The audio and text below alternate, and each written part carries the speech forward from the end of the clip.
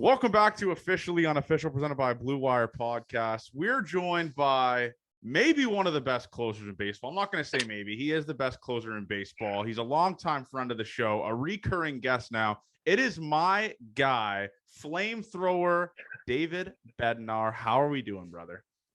Good, man. Thanks for having me back. I had to get you back. And listen, all right, after I had you on the podcast last time, I knew who you were, obviously, but I didn't religiously watch you. So credit to me now. I have a notification every time you pitch. I'm like, all right, time to turn the Pirates game on. Because listen, I'm a Jays guy. I'm not a Pirates guy. I'm not going to go out of my way to watch Pirates games. But when you're pitching, I'm like, all right, it's time to flick it in. That means we got some serious shit going on. And I got a notification the other day, and you guys were up. The game was tied, and then you guys went up 1-0. And I'm looking at the box score, and I see a no hit beside the Pirates name, and you guys are up 1-0. And it just goes to elude the dumb sport that we watch and that you play, that you could get no hit and win a baseball game. When you came in to close that, at what point did you realize, wait, are we getting no hit right now? When did that kind of click in for you? Honestly, that part didn't really hit me until probably after the game. I got asked about it a few times. Do you realize how rare that was or how crazy that was? And honestly, at the time, I didn't at all. I was warming up to just go in the ninth, and then we, scratch that run across. And and then I came in just thinking nothing of it, just trying to get 3 outs and, get the win. But yeah, definitely remarkable. I think it's something that, I'll look back a couple of years from now and be like, holy shit, or holy cow, that happened.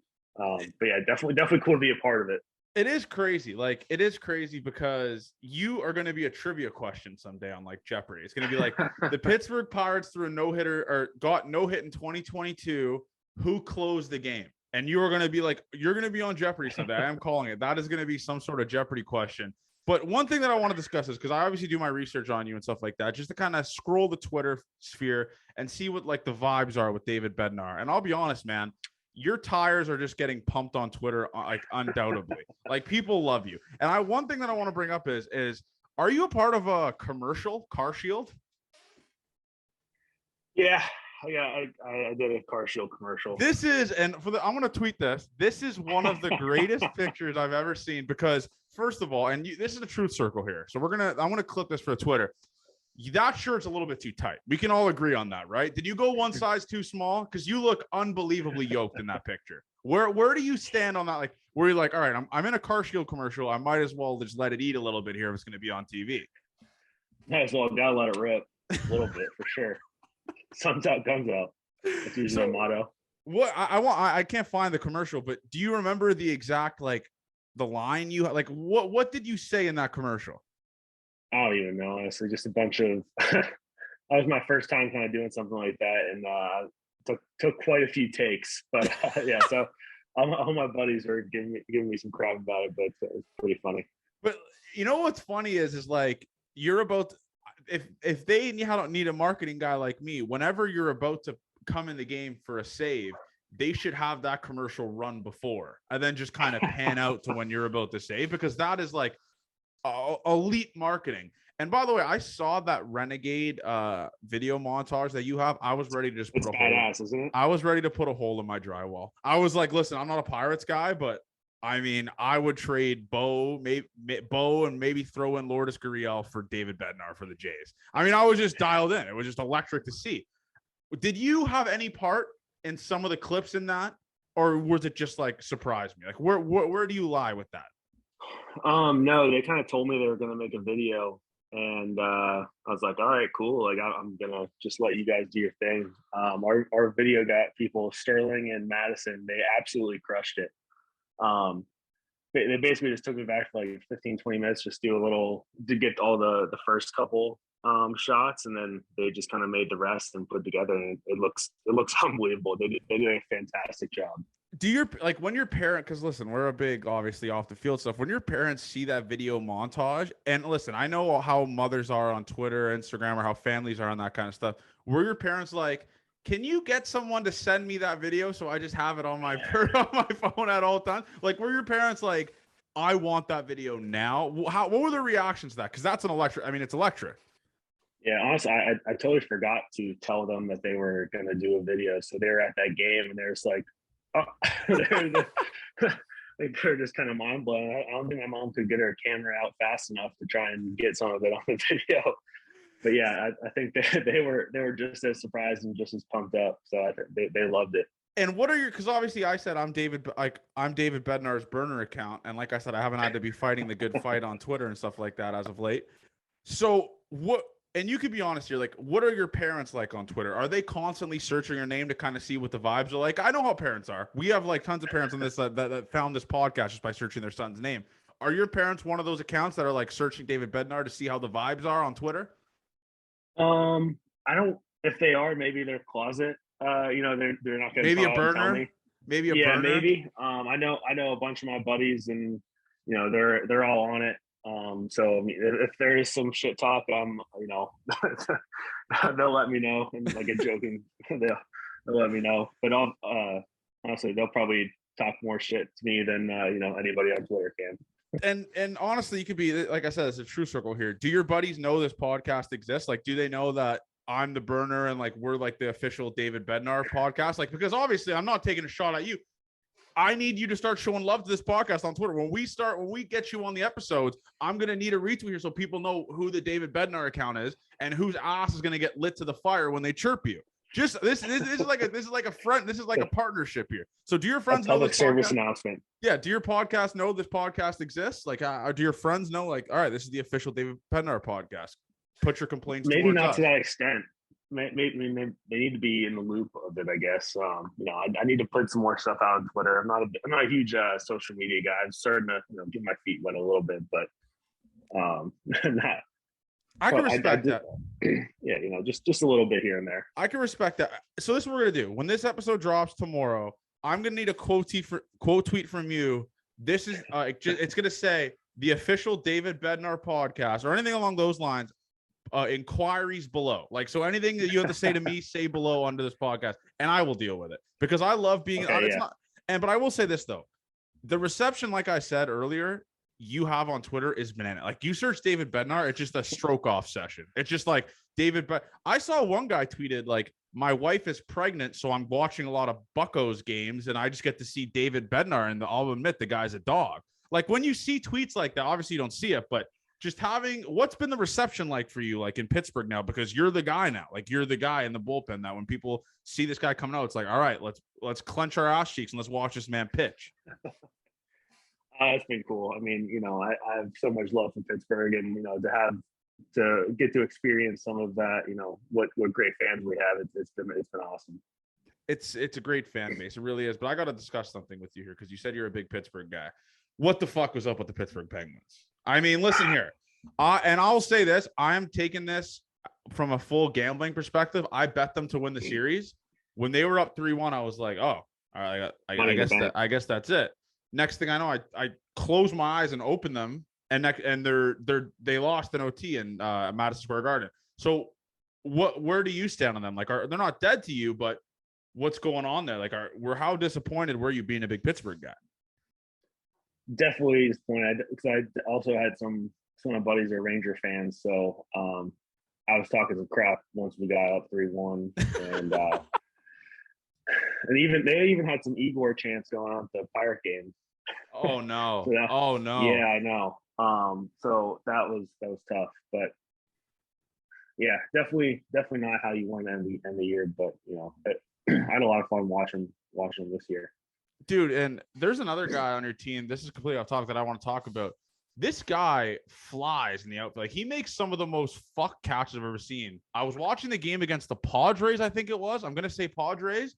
And you guys came back. It was just a crazy game. And he made this diving catch. I think he made 2 in the series. Ben Gamel, is that who it is? Ben Gamel. Yeah, I mean, yeah. He's a freak. The guy's a freak. You pretty much name any game, and he's making a great play. And he's a gamer, man. He's a gritty guy, and he's just going to play hard every single day. What's it like? What's he like in the locker room though? Is he a big locker room guy? Like, who's the locker room guy there that keeps like the gel together, that keeps the boys together? I think Vogelbach's the big locker room guy. Just great vibes. Just great vibes all the time. Just keeping the boys going, keep the boys buzzing. So Do you notice like a reception from the boys like just a little bit different when Vogelbach launches? Like, you know what I'm saying? Like the cheers a little bit louder from the guys in the team when Vogelbach just obliterates a baseball, because his home runs, in my opinion, are some of the prettiest things I've ever seen in my life. It just the left-handed swing, like he's so perfectly thick. It's just everything about it. Perfectly. Like, do you see that a home run from Daniel Vogelbach and you're like, this guy is just a specimen? I mean, I love him. I love Daniel Vogelbach. Oh yeah, without a doubt. I mean, he definitely gets the boys buzzing whenever he pops off. And he's always putting together good ABs. So whenever he launches one, I'm still waiting for him to go in the river. But as long as they go over the fence, I think is what he said once. He doesn't really care.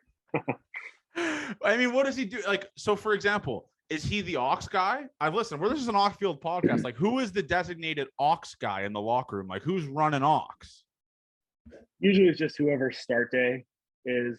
And then like whoever, if you got something to add to the queue, queue it up, and then we'll get it going. It's kind of like a community.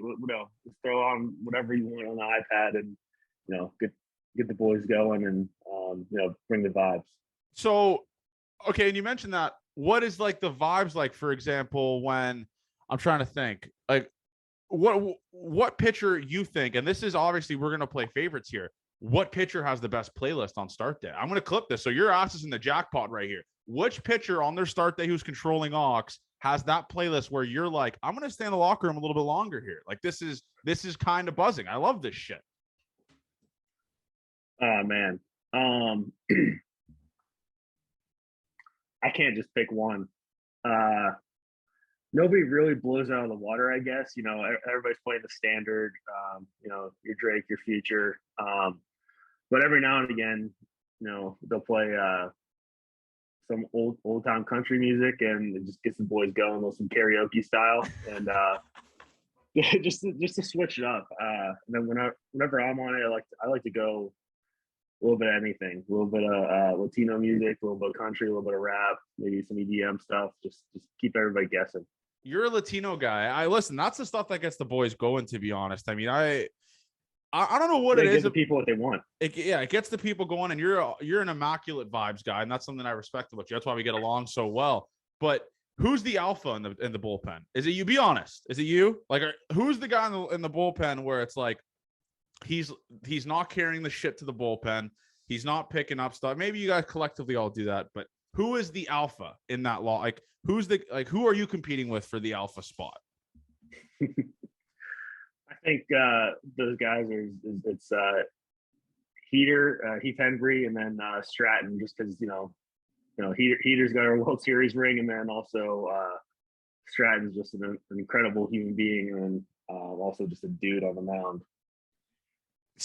Heath Henry, his baseball reference page is like it's a fucking Bible. I mean, he's played for so many years. And he just so many teams. He's like that grizzled vet that you just want to feed off of, just want to hear about like what pitch sequence I should throw to this guy here. Is he one of those guys in the bullpen where you could see transitioning to like a bullpen coach role or a management role in the future? Potentially. I mean, he's definitely got some good stories and good. He's been around some really great teams. So it's all, anytime he has something to say, it's definitely listen up. What's the pitch sequence you're throwing to Daniel Vogelbach, for example? Like, what are you throwing to him? Because obviously you're the type of guy where it's like, I'm going to let this fastball eat. Are you just giving him four straight and you're going to say, I want you to beat the fastball? Or what are you throwing to him? Probably going to let some heaters rip and see where he's at and then go from there. It's a pretty simple approach. I try not to overthink it too much. That's a great mindset, because obviously the guys that are the struggle, like the guys like me, are the guys that are overthinking everything, and you just clearly just let the fastball eat, and that's what you do. Are you still a psychopath in your warm-up routine? Like, are you still throwing med balls against the wall and almost like putting holes in walls, or like where are you at now? Are you a little more calm?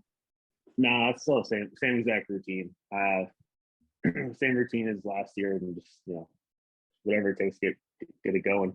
I mean, it's working. It's clearly working, and like I said, I mean, one thing about you is like you are, and I don't know if you really know who Jordan Romano is on the Blue Jays, but when he's on the mound, like he's motherfucking every, like if the bat boy comes up to him, he's motherfucking him. So like it's just motherfucking every single dude of all time. What, in your opinion, what is the one game this year where in your mind you've been over the top psychopath in the mound, where it's like, I need to like not fake it till I make it, but I need to like relax here because I'm going to blow a gasket. Have you had a game like that this year? Not quite, but that one Cubs game, whenever it was the bases loaded, 1 out, and they were up 1. That was probably the most, that was probably the most I've most amped up I've gotten. I try and keep it as steady as possible, but that was probably the most pumped up I got. I'm happy you mentioned that because we got to go into that. Obviously, you know me. Yeah, I still, so we're gonna go into that because listen. The Cubs fans are ruthless. All right. I don't even want to know what your DMs were like after the fuck 'em clip. That I feel like, and listen, I'm going to make a point for your aspect here. Your fuck 'em wasn't directed at the Cubs. It was just a fuck. It was just a fuck 'em, like, fuck this. Like, you know what I'm saying? Exactly. And listen, we're going to clear the air here because obviously you probably had Cubs fans coming at you. Like, you were just saying fuck them, just fuck it, right? Like, just explain where you were at with that standpoint, because you weren't saying that at the Cubs. No, I was still in blackout compete mode, and just like fuck them, we won. I mean, that's kind of it's like kind of the same mindset, with no matter who's in the box. That's kind of like F you, I'm coming with you at you with my heater, and I'm gonna go out there and compete. So I was kind of more of that than anything. Were you getting hate? Like, were you getting hate from Cubs fans after that? Actually, not as much as you'd expect. Really? Yeah, not a lot of hate. I think I got way more support than hate. That is like, I'm at a loss of words. I thought, because Amir Garrett has told stories about like Cubs fans like coming at his hairline, like roasting him. I had a Cubs fan give him a death threat through this podcast. Gave Amir a death threat through me. Like, I was like, I don't know, like a middleman or something like that. But the Cubs fans are crazy. But being that closer guy, do you notice there's a little more of a target on your back with fans, chirps or stuff like that? Because honestly, dude, you're built like a fucking fridge. If I was chirping someone, you would be legitimately the last fucking guy I would say anything to. Is there more of a target on your back now that you're kind of like the closer guy on the team? I suppose, but I mean, I'm still waiting for some good heat. I've heard some all right ones, like just but nothing, nothing that's I'm like, oh wow, that's a pretty good chirp. Like, I'm still waiting for some good heat. Like, come on, like, we had a off season to think about some stuff. Like, let's do better than just like, you suck. Like, come on, dude. It's crazy. I mean, obviously you don't monitor social media as much, but probably with how into the game of baseball gambling is now and stuff like that, especially when you close out a game and just go 3 up, 3 down and just embarrass some people's lives. I'm sure you get DMs like, man, fuck you. Like, fuck you for coming in this game and just shutting the door, because it's just I'm fascinated with just the gambling Twitter and just like the gamblers, like the DMs that you guys get and stuff like that. It's just an impressive thing to see. But this Pirates team that you're on this year is very scrappy. Everyone obviously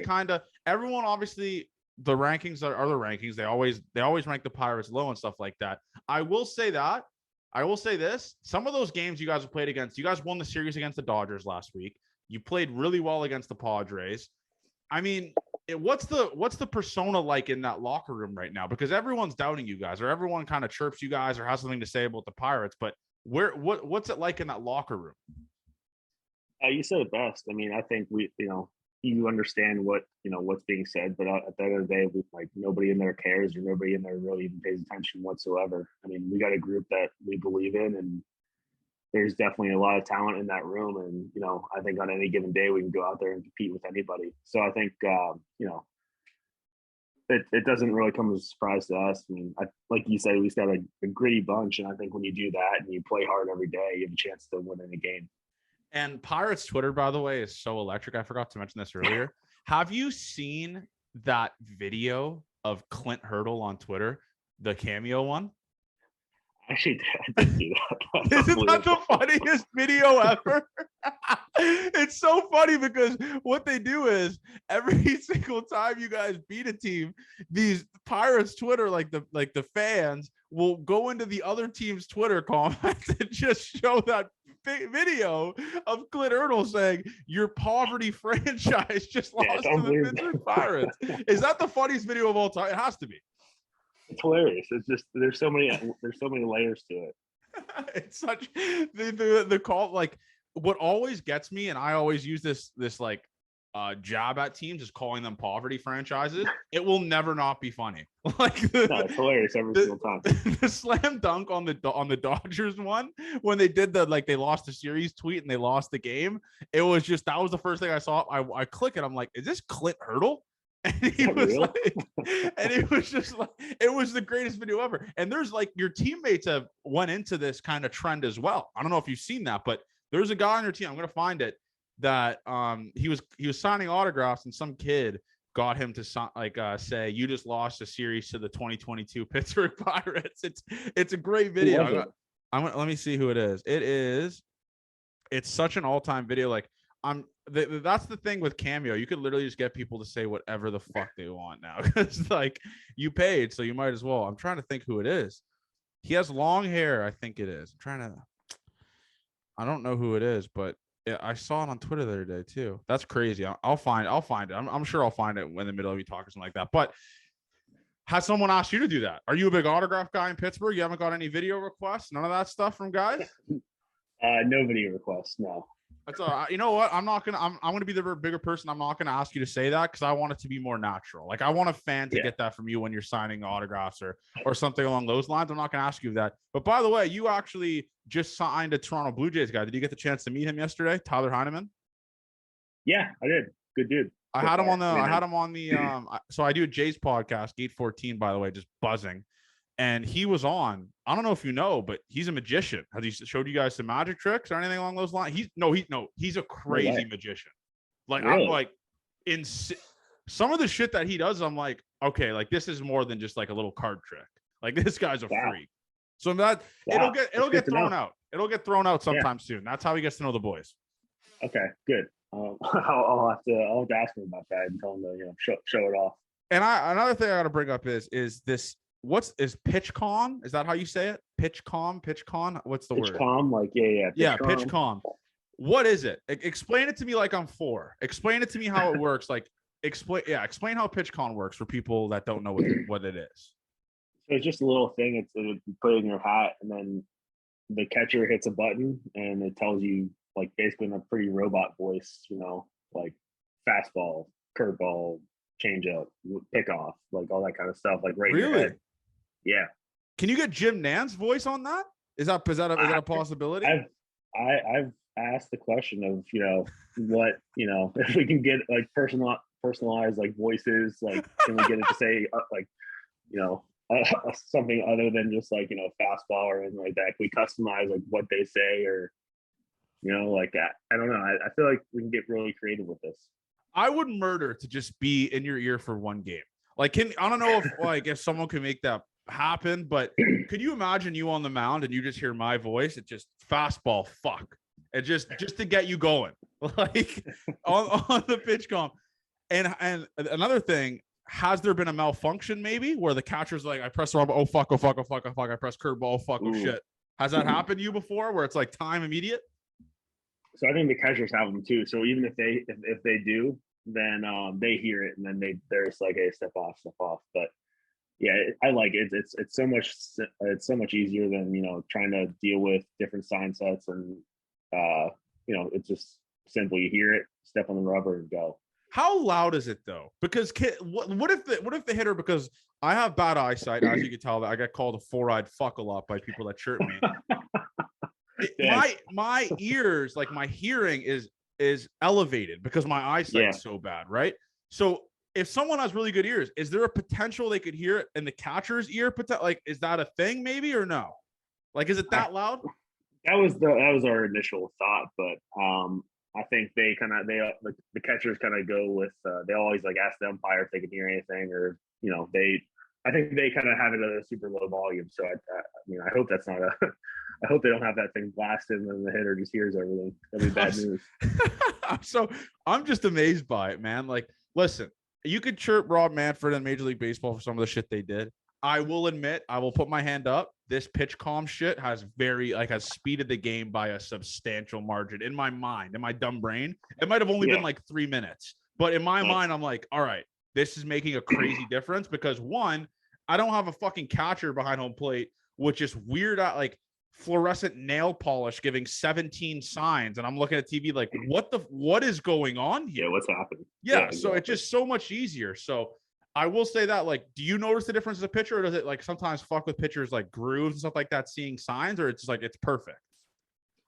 I think it's great. I know it's just like one of those things that you just can't let it speed you up a little bit too much because it could, because if you're getting the sign right before you step on the rubber instead of you doing your whole pre-pitch routine, it could. But I think just trying to keep it the same every single pitch that's how you kind of combat that.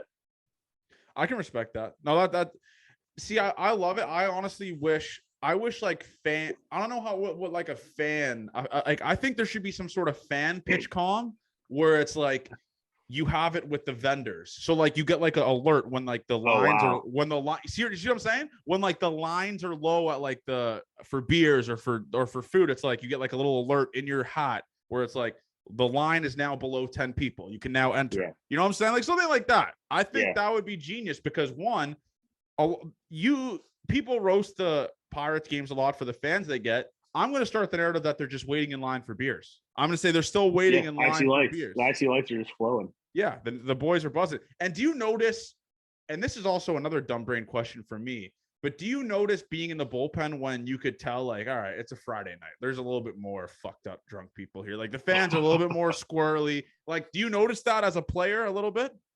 Yeah, for sure. You can tell there's definitely a different vibe throughout the stadium, different, little different energy. And but they put a bar right above our bullpen now. Oh no. So it's definitely always packed there. So, but definitely you can tell on like the Thursday, Friday nights, it gets a little bit rowdier, maybe a little bit earlier in the game than as opposed to later. But it definitely brings a good energy. How many beers have you been off? Have fans like said the funny shirt like Bednar? Like if the game's a blowout, like are they like Bednar? You want a beer? Like has that been like a funny dad joke that's been thrown your way? Not enough, actually. I guess. Really?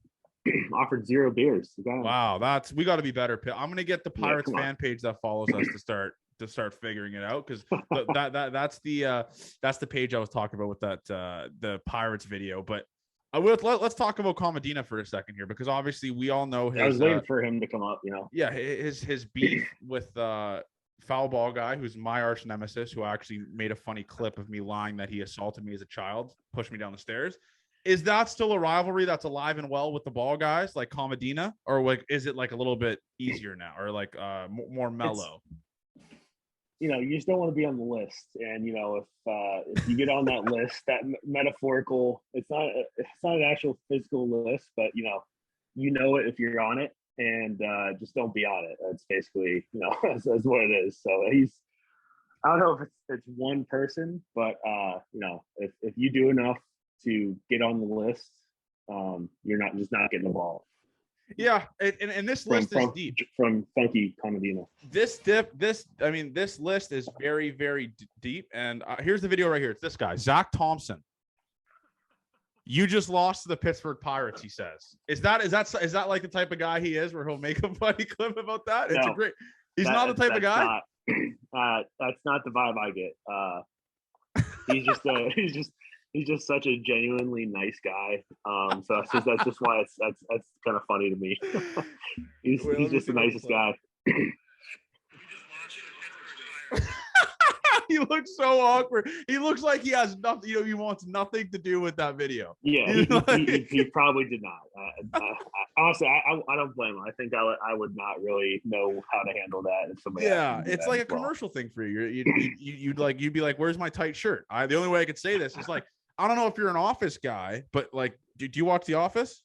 Oh yeah, of course. So like, when Date Mike puts on that hat and he just takes like a brand new persona, that's the tight shirt for you. Like when you wear the tight shirt, when you wear the tight It's shirt, on. It's game time. it's like I can act now. Like you just turn into you turn into Ryan Reynolds when you wear the tight shirt. That's what you turn into. That's what it takes. Yeah. That video is electric, by the way. I mean, it's unbelievably awkward, but I feel like the cameo is the funniest part because Clint Hurdle had to look at his cameo request and be like, he wants me to say what? He wants me to say what? Yeah. So, anyways, how is Jordan doing? I mean, I think I talked on the phone with him a couple of weeks ago. He was buzzing. I mean, the guy's married now. His wife's down there. Everything. He's just living the dream. Is he still the alpha in the weight room, or where does he stand with that? Because he's a big weight room guy, from what I remember. Oh, cool. Yeah, I mean, he's stacked. He's stacked out of his mind. Of course, he is. Yeah, he's definitely still taking no days off in the gym, without a doubt. He just dropped some new clothes. Really? He's got a little clothing line. Downtime apparel, I believe, is what the. Check it out. I don't usually do free ads, but downtime apparel. Downtime. Oh yeah, I got 2 of the shirts. I'm all in. You're all in on the downtime apparel. And another question, and this is obviously includes Jordan. Did your team mush the Pittsburgh Penguins? Because I have a picture right here of you guys wearing Pittsburgh Penguin stuff on the flight. I'm assuming this was after the series lead because this is when you guys are traveling. Do you have any comment? That was day before game 1. Okay. All right. So we're ending narratives here because I'm just trying to get ahead of people saying like the Pirates mushed the Penguins or stuff like that, especially the gamblers like me. I'm not going to blame anyone for that except the fact that they injured every single player on the team. There was just that was just a weird series in its own right. The next thing I want to talk about, we got a prediction from you about the Pittsburgh Steelers before. Where do you stand on what happened with Ben at the end? I mean, that was tough to watch, right? You can admit that. Like, you're a big Ben Roethlisberger guy, but that was tough to watch. That was really tough to watch. Yeah, it's just you want to see him go out on a good note. Yeah, I mean, it's just so weird now. Quarterback for what 18 years? I don't know. Like it's. I barely remember Tommy Maddox was before him. Barely remember like Cordell Stewart right before that. Yeah. And then now it's a new era. So it's going to be, it's interesting. And I'll be honest with you, hand up. I did say after the Pittsburgh Steelers scored that strip sack with TJ Watt to go sub 7-0, I was like, okay, Pittsburgh's winning this. And then it was yikes. It wasn't great. It wasn't great. Hand up. It wasn't great. Who's your starting QB next year? If you get to take a step in the QB room, who's your guy? I think I'm all in on Mitch Trubisky. I think it has to be Trubisky. Yeah, I don't know. I mean, I'm good with either. I like that. I liked whenever we went out and got Trubisky, and then I also like the Pickett draft. I mean, he's Pittsburgh. Like, he went to Pitt. Gibbs already love him. Yeah, I like both of them honestly. I'm all in. Yeah, the Pickett thing is just small hands. I love that whole small hands thing. Like, it makes like a massive difference with it. Really, I mean, I don't know. If I'm Pittsburgh, I'm looking at Mitch Trubisky, who was in that Josh Allen system last year, got to learn from one of the best in the game right now. I'm like, all right, this guy's he's a good looking dude too. That's how I want my quarterback to look like. I mean, he's just a man rocket. So I'm saying it's going to be Mitch Trubisky taking the snaps week 1, but I guarantee you Comedina has some sort of hot take that they're going to try to weasel their way into getting like fucking Tom Brady in Pittsburgh. He's a massive. I've never met someone that's a bigger Pittsburgh guy than Jordan Comedy. He loves. I mean, the guy would die for the city. Oh yeah, he would die. He would really die for this. I love Comedy. Just an absolute class act. And you were mentioning the weight room, and last year he said that Josh Bell was kind of like the alpha on the team and stuff like that. Who's taken that role now? Like, who's the guy in the locker room now that's lifting the most, that's there every single day where he's in there? A guy like maybe like a smaller dude is like, I'm not lifting when this guy's lifting for my self-esteem. If it's you, you could say it's you. I'll be honest. Like I said, I'm a David Bednar guy for life now. I might get it tatted on me. You're yoked. So that's a thing with you. I mean, are you just naturally yoked, or is it just like you're always in the weight room? Like, where do you stand with that? Because you're a fridge. We're going to start calling you the fridge. By the way, that's a great nickname. That's a great nickname. Holy shit. The fridge. I'm going to make sure it's the fridge, and it's going to be your face over a fridge. That's something. Is it you? Who's the alpha in the weight room? I definitely spent a good amount of time in there for sure. I'm not going to claim the alpha title by any means. I don't know. Reynolds is in there quite a bit. Really? He's a short king. He's a short king like me. Me and Reynolds will get along. Is he short? He's like 6'2", I think. 6'2", oh, okay. 6'3". Never mind. I think when I see Reynolds, I see a friend of the show, Adam Frazier, and I'm like, just a couple short guys. Oh, yeah. You know what I'm saying? I just see both of them. They're the same. Yeah, Frazier's a great guy, by the way. He big leagued me when he's here. He didn't go out for beers. No way. Yeah, I might clip this, send it to him. Frazier said he was gonna go out for beers with me this week, and I guess they lost the first two. They're a little bit more strict with it. Yeah, maybe that might be it. But he's getting close to dead to me territory. I mean, we talked about it. We talk all the time. But Frazier's my guy. And but so Brian Reynolds is not short, really. I might have to. No, he's like 6'2", 6'3". I might have to clip that as breaking news. Brian Reynolds is not short. I have that persona of him. I could have sworn he was short. So he's 4 inches taller than me. Wow. Yeah. So I'm really short as fuck. I mean, that's just wow. Who's the short guy on the team that I can kind of like gravitate to?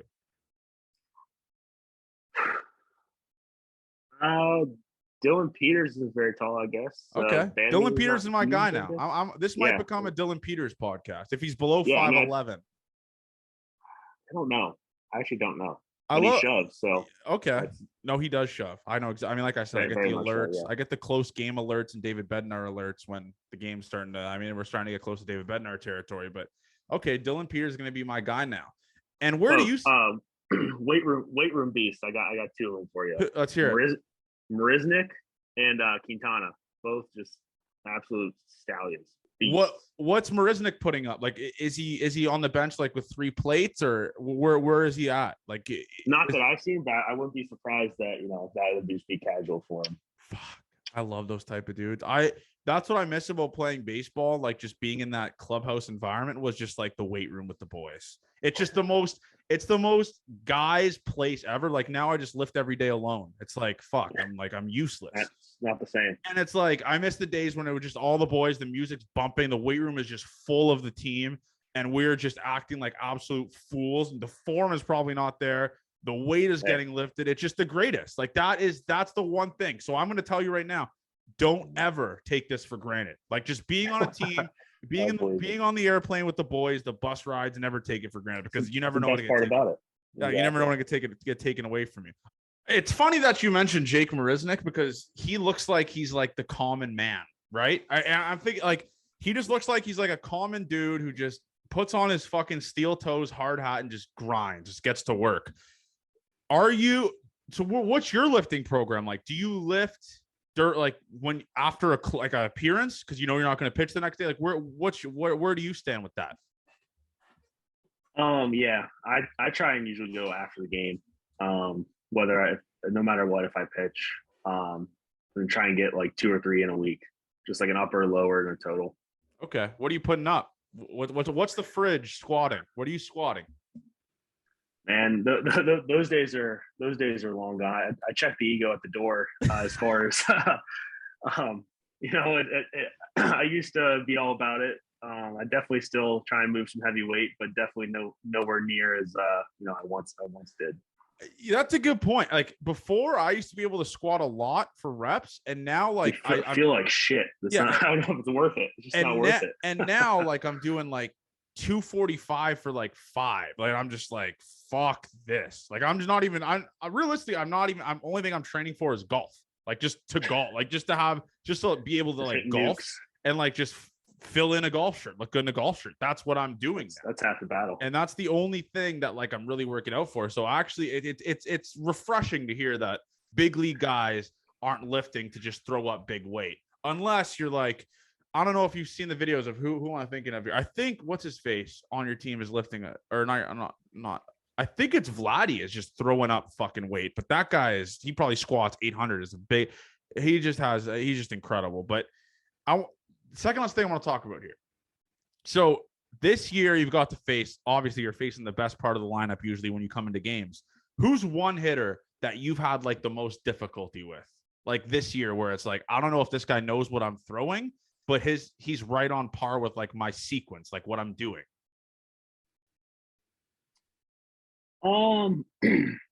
I don't know if I can pinpoint just like one, but just like it's usually those like longer ABs that like they just keep just barely fouling stuff off, and then you end up just trying to punch them out and going just elevating a little bit, and they just take it, and it's like, how'd you take that? And it's like, come on, you're supposed to swing at that. Like, what are we doing?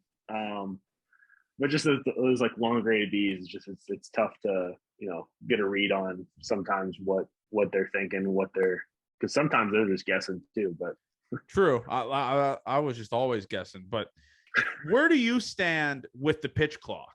Like, obviously, I'm assuming it's getting implemented soon or anything along those lines. They're already doing it in AAA.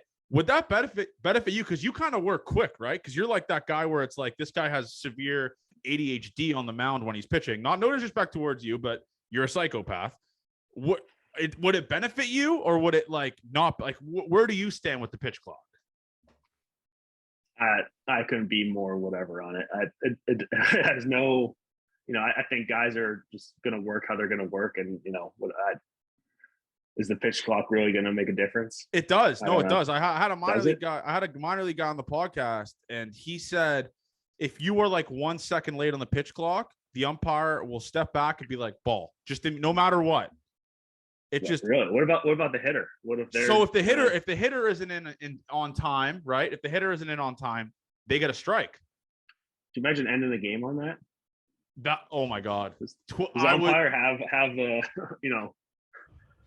oh my God, stones to do that? That like would the game be so legit.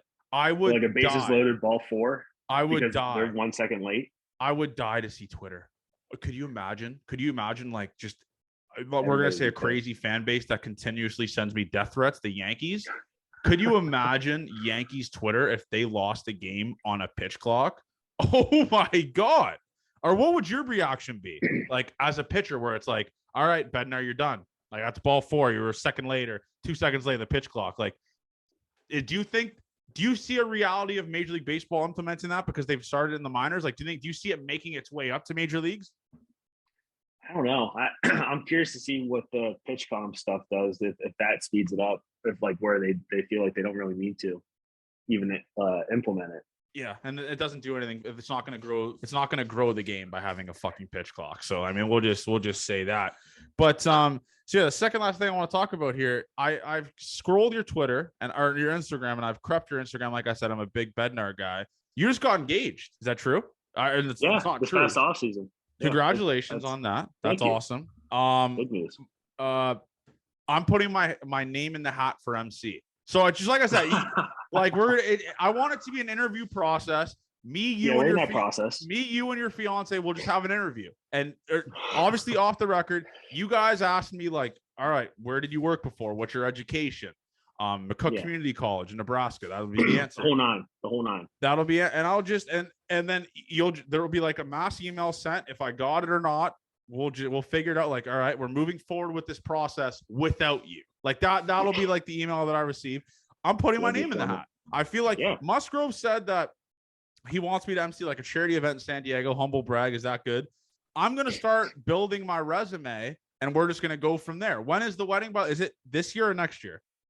It's in January. Okay, so we have some time. So we're starting. Yeah, we're gonna start making those decisions here. So maybe we'll make a Shark Tank. You got to pitch us Dragons Den. Like, listen, Dragons. Yeah. I will cover the airfare and the hotel. I will pay for the food. You guys will do nothing out of pocket. I will just be a free MC at this wedding.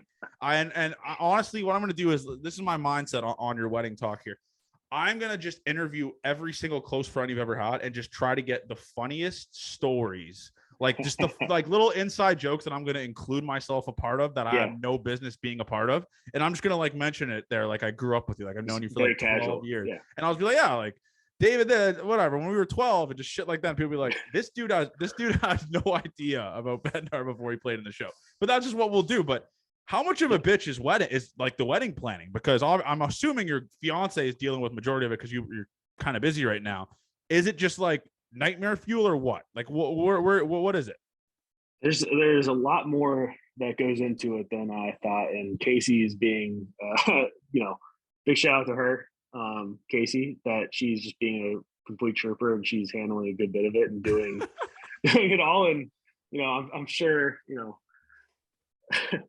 I'm trying to give some input. On where, the flowers, where it's needed. There's no shot. Yeah. I'm going to say this right now, and I'm going to take your fiance's side. There is no shot you are giving an ounce of input on anything. Nothing. Maybe the music. Are you in charge of like finding the band or like the DJ? What's your responsibilities? Just bring good energy, I guess. That's all you need, man. I'm gonna be the same. Yeah, exactly. I'm gonna be the same way. I'm gonna tell her that's all that matters. Just bring that energy. I'm the energy guy. I'm the vibes guy. Yeah. I'm the vibes guy. Have you because obviously I've been getting just like a lot of my buddies in the US are getting married, so I've been getting these crazy invitations that look like they were shot with like Vogue magazine, like just like these photo shoots. Have you guys already like done that, or like is that like are you just gonna send a picture of yourself in a baseball uniform and that's gonna be like just send my baseball card and send her business card, and that's what it's gonna be. That's what it should be. No, so actually, funny you ask. We actually have our pictures tomorrow, so I got a smile. Wow.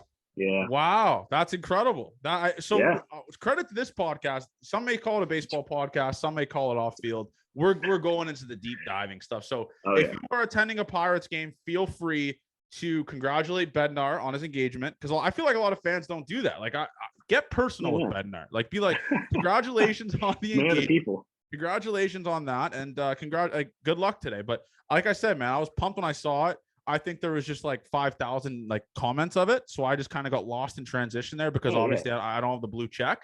But it's just incredible to see. By the way, I saw Ty France commenting on your stuff. Is he like a wedding invite guy? Like, are you that close with France, or is it just like we came up with the Padres together? So we during that whole COVID year, we spent a good bit of time together. So he's a wedding invite guy. Yeah, has he been on the pod? No. Can you make that happen? I don't know. Maybe. I mean, I could bully him into it. I think you're gonna. I'm gonna clip this. So listen, I'll do this. I'll beat Ty's ass.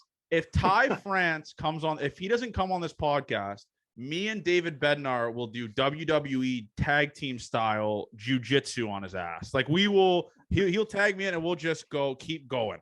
Like I said, I'm not the tallest guy. He might be able to take it, like beat the wheels off me, but David Bednar will be dealing with you. So Ty France, this is us calling you out. If Bednar, if you get Ty France on this podcast, I will personally buy a David Bednar custom jersey and just hang it on this wall. Because I think I've DM'd him like 6 or 7 times. Like, just really? All right, let's go. I saw you like Quantrill on here too. You gotta get in Quantrill's ear too. He'll let Ty France know. Really? He will. Quantrill, you want to talk about good dudes? Holy shit. Oh, great Cal dude. Quantrill. I love Cal Quantrill's Canada's own. I mean, that's my guy. That's a guy. That's a guy who, and listen, this is how untech savvy Quantrill is. So obviously, like after the interview and stuff like that, we were talking. He's like, "Let me know if you need anything from me." I was like, "Just show love to the podcast on Twitter." So, anyways, he doesn't even retweet the episode tweet. He retweets a video of me saying, "Take a look at my guy" after he carved in that Little League Classic, and it's just a retweet of like me pumping his tires. Like, all right, that's it. I'll take it. Quantrill is such a good dude, by the way. Like, honestly, I mean. When did you play with him? Double A, high A, like, or just in the show?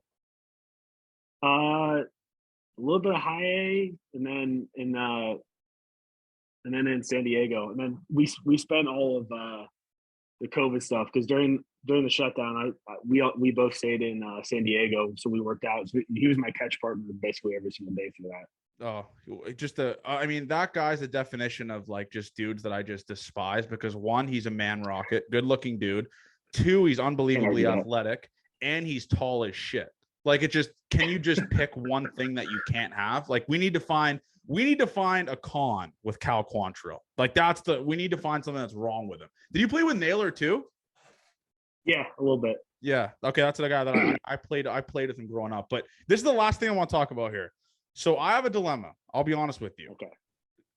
I'm potentially coming down to Pittsburgh the first week of June, the first weekend, the June 1st, 2nd, 3rd. All right. You guys are facing the D-backs. As you know, if you're listening to the show, I'm very close friends with Jordan Luplow. if you're pitching and Jordan Luplow is hitting, what do I do? Do I root for a walk? Like where do I stand with it? Like, what do I root for? Where I don't know. I guess go? that is a tough spot for you. It's a very tough spot. It's a very tough spot. We'll call it the officially unofficial classic. Like it's a golf tournament. When you're pitching and Luplow's hitting, I'm hoping it's kind of a blowout game and they just threw you in there because you haven't thrown in a couple days. So it's like, all right, maybe I'll be fine with Luplow striking out here. I just don't know what to do. And I will say this: you get in Ty France ear about coming on this podcast and it successfully happens, I will go out of my way to cheer for you when Luplow's hitting. And that's not a shot at Luplow. Ty, for this, anything for the pod. Ty France, if he comes on this podcast, he's disgusting, by the way. Ty France, he's just unbelievably good. Yeah, that guy rakes. He's just, you hate. I mean, obviously, he's here in Toronto, and he's been just raking. So I love to see it. But yeah, so anyways, man, I think I'm gonna be up there. I don't know if you've seen the vlogs we've been doing. I've vlogged going to Detroit to see Sam Hilliard. I've vlogged to Philadelphia to see Bryson Stott. I don't know if my car is gonna make it down there. So can I put you on the list of like what is it? Emergency contacts if my car breaks down, like on the outside of Pittsburgh. Can I put you as an emergency contact? Hey, me and Funky that's a solid list right there. Yeah, I'll put you two as emergency contact. But anyways, I think, like I said, I think I'm gonna be there. I don't know if I'm working, but it is a weekend, so it's only 4 hours for me. So I will be there in Pittsburgh. If you Adam, we're gonna start calling it Adam Frasering. If you Adam Fraser me when I'm there, if you Adam Fraser me when I'm there, we have some issues. I will say that I'm gonna leave it at that. I'm excited to see what you do this year, man. It's about damn time you're starting to get your flowers from like baseball Twitter, like pumping your tires, stuff like that. Because I'll be honest, if you search David Bednar, a lot of the tweets and the videos prior were just us just tweeting videos, or this podcast tweeting videos of you just doing your thing. So it's good to see that. It's good to see you're getting your flowers, man. I'm pumped for you. I'm excited for you this year, man, and potentially see you June. I think it's June 1st. I don't know what day it is, but I potentially see you June 1st. Awesome. Sounds good, man.